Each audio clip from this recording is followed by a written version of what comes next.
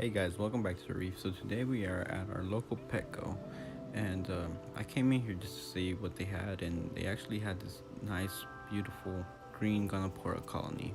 And needless to say, I couldn't pass it up. They had a good amount of other corals. They had one hammer, two flower pots, SPS, LPS. I mean, they don't have a huge selection, but I mean, for a Petco, it has a pretty good amount of stuff.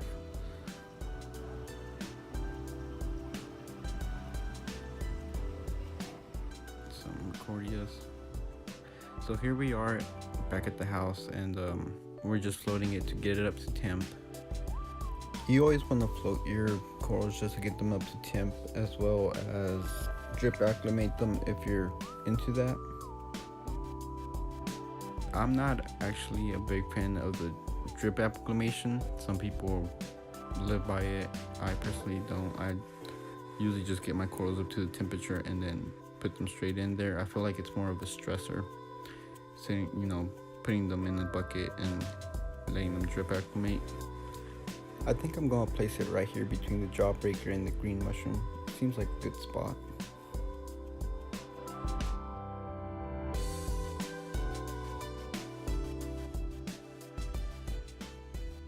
So here we are dipping the coral.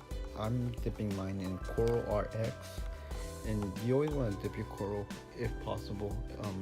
You never really want to get any pests in your tank that could potentially kill other corals and ruin your reef.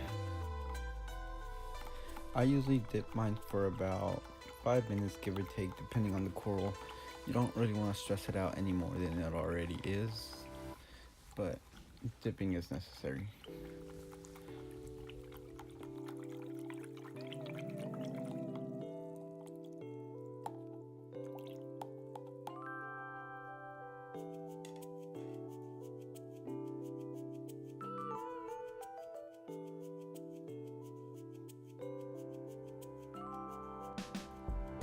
Now here I'm just looking around for pests or anything like that. I really didn't see anything come off of it, even after I took it out. I double checked my dip and there was nothing in it, so that's a good sign.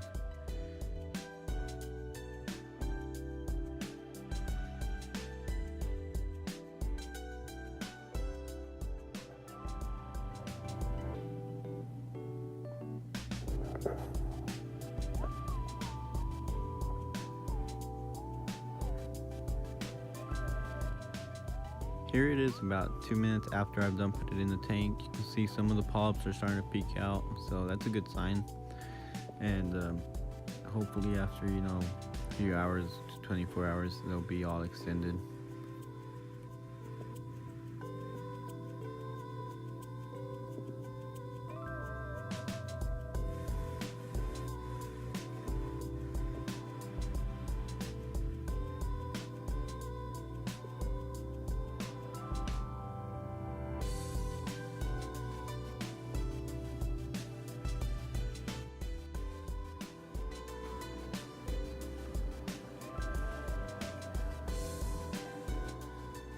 Here it is 24 hours give or take after we done put it into the tank, and all the polyps are extended. You can see a lot of baby polyps on it. It has a good incrustation around the base. Well, not incrustation but growth, so that's a good sign that it's healthy and stuff. And I'll keep y'all posted on it. Now I also got myself a Tamini tank while I was there, and he should be fine. Most of the forums that I've read recommend like 30 to 40 minimum, and he's going to be going into a 50-gallon, so I feel that he'll be fine. Should have plenty of swimming room for now. And he's only about 1.5 to 2 inches give or take. He's not very big, and he'll end up getting about 6 inches max size, I believe. So right now, like the coral, I'm just floating him, getting him to temperature. And for my fish, I don't dip them, or not dip, but drip acclimate them either. I do, however, quarantine them.